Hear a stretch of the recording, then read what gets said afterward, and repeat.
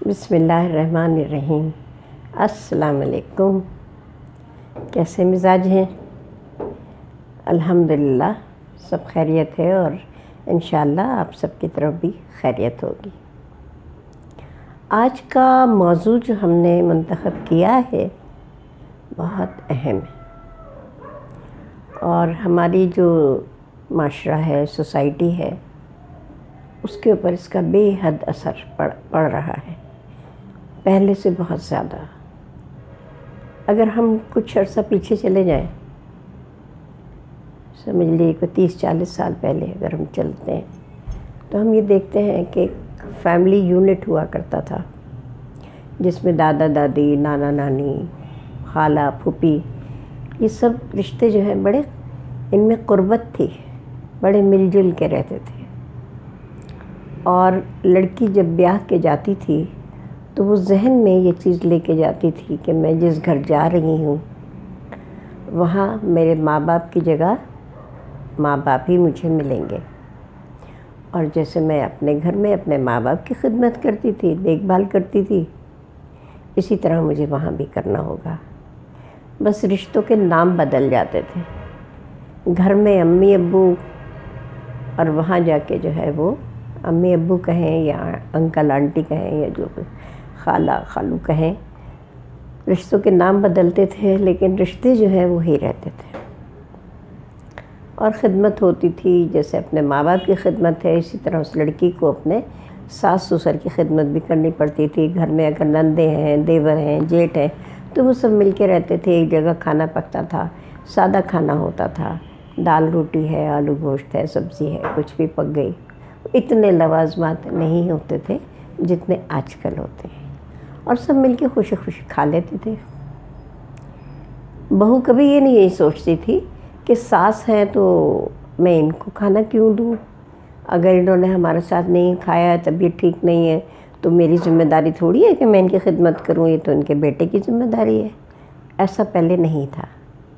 جو گھر کے افراد تھے وہ آپس میں ایک فیملی تھی، ایک یونٹ تھا، سب مل جل کے رہتے تھے۔ جھگڑے جب بھی ہوتے تھے، اختلافات جب بھی ہوتے تھے، ناراضگیاں جب بھی ہوتی تھیں، لیکن سب مل کے ایک دوسرے کو مناتے تھے۔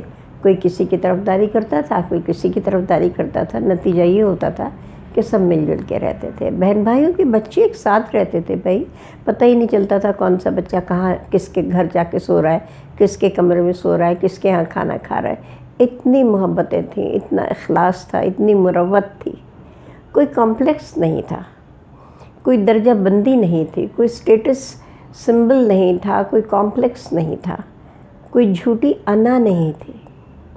لیکن کیا ہوا کہ وقت گزرنے کے ساتھ ساتھ جہاں ہمارے معاشرے میں مغرب نے اور شعبوں پہ اثر انداز ہوا تو وہ ہمارے گھریلو زندگی میں بھی داخل ہو گیا، اور پھر اس کے بعد جو یہ میڈیا آیا تو اس نے تو بالکل ہی چکرا کے رکھ دیا۔ کوئی کچھ کہتا ہے، کوئی کچھ کہتا ہے، کوئی کچھ کہتا ہے۔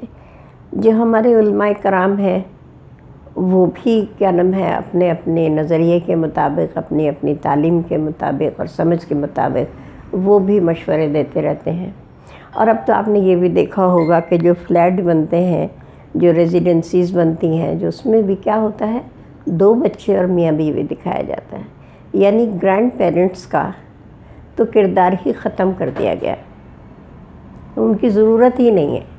بھاڑ میں جائیں، جو مرضی کریں، جہاں مرضی رہیں۔ اولڈ ہاؤس ہم نے بھی کھول لیے ہیں، ہم بھی فیشنیبل ہو گئے ہیں، اور ہمارے ہاں بھی ہم اپنے جو بزرگ والدین ہیں جو ہمارے کسی کام کے نہیں، ہم ان کے کام کے ہیں مگر وہ ہمارے کسی کام کے نہیں ہیں، تو ہم ان سے دستبردار ہو جاتے ہیں، یا تو بالکل ان سے لا تعلق ہو جاتے ہیں، یا اگر ہمارے پاس پیسے زیادہ ہوں تو پھر ہم ان کی جو کفالت اس طرح کرتے ہیں کہ اس ادارے کو پیسے دے دیتے ہیں۔ میں خود اپنی آنکھوں سے دیکھ کر آئی ہوں، جانتی ہوں، سمجھتی ہوں، دکھ ہوتا ہے۔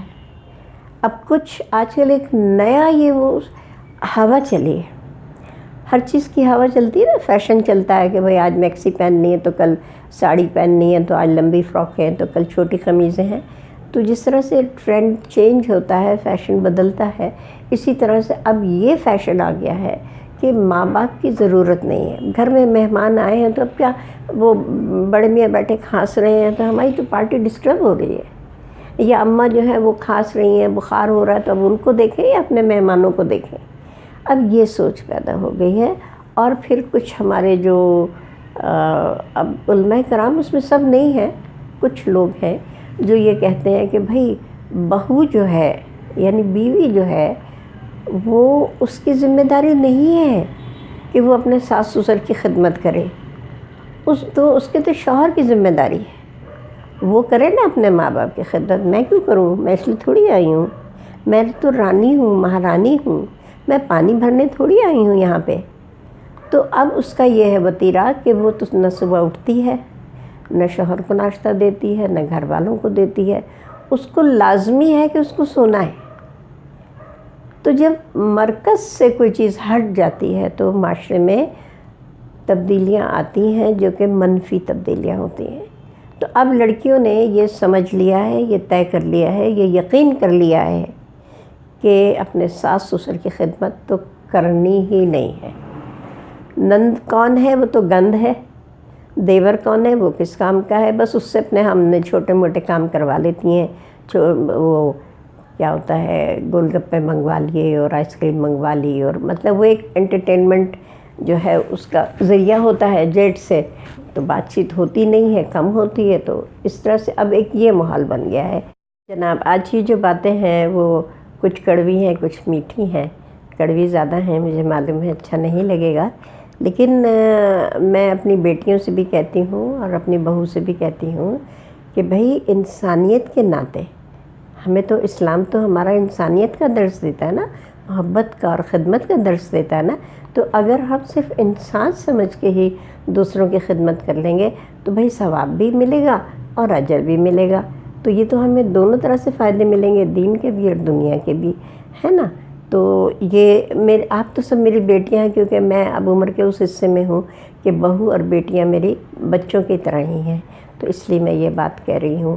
اور دوسری بات یہ کہہ رہی ہوں کہ بھائی بہت اچھی خواتین بھی ہیں، بہت اپنے بچوں کی تربیت بھی کر رہی ہیں، بہت اصلاح بھی کر رہی ہیں، لیکن اگر کہیں کوئی کمی بیشی ہے تو اس کو ہم پورا کر سکتے ہیں. بہت دفعہ ایسا ہوتا ہے کہ ہمیں خیال نہیں آتا کہ یہ ہم صحیح کر رہے ہیں یا ہم صحیح نہیں کر رہے. ہم سڑک پہ جا رہے ہیں، پتہ چلا صدر جانا ہے، لیکن ہم طارق روڈ کی طرف رہے تھے.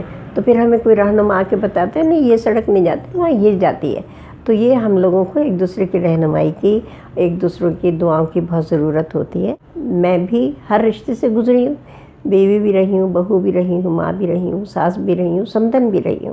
تو میں تو ہر رشتے سے واقف ہوں، ہر رشتے کے تجربے سے گزری ہوں. اور الحمدللہ میں کوئی اپنی بڑائی نہیں کر رہی، میرے گھر کی تربیت کا حصہ تھا کہ ہر رشتے کو بحسن اور بخوبی نبھایا.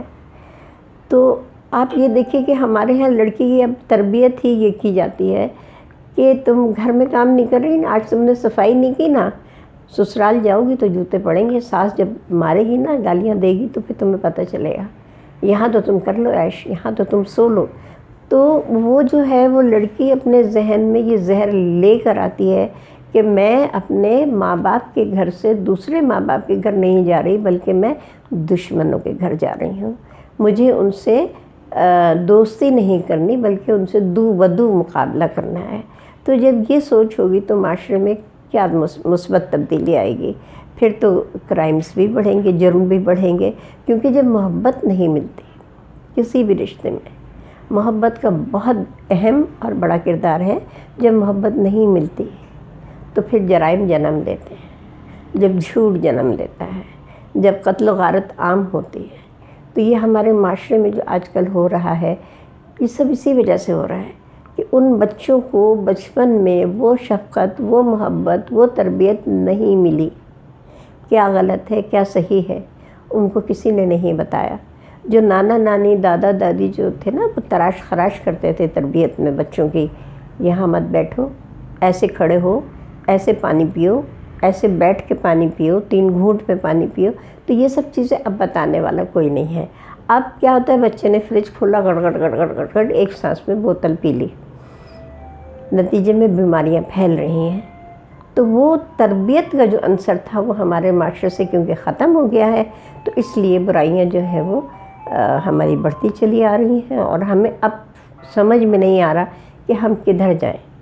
وہ کہتے ہیں نا منجی کتھے ڈھاواں، تو اب ہماری وہی کیفیت ہو گئی ہے کہ ہم ماں کو سونے سے فرصت نہیں ہے، اس کے کوئی دن کے اوقات کار جو ہے وہ صحیح نہیں ہے۔ ایک تو موبائل فون ہے، اس کے بھی دوستیں ہیں، اس کو بھی کھانے پکانے کی ترکیبیں پوچھنی ہے، اس میں بزی ہے یا سوتی رہے گی۔ ماسی آئے گی، کام کرے گی، چلی جائے گی، نہیں آئے گی تو گھر اوندھا پڑا رہے گا۔ تو یہ سب چیزیں ہیں، بہت چھوٹی چھوٹی سی چیزیں ہیں، لیکن اگر ہم ان کو واپس اپنی اسی حالت پہ لے آئیں تو یقین کریں معاشرہ بہت سدھر جائے گا۔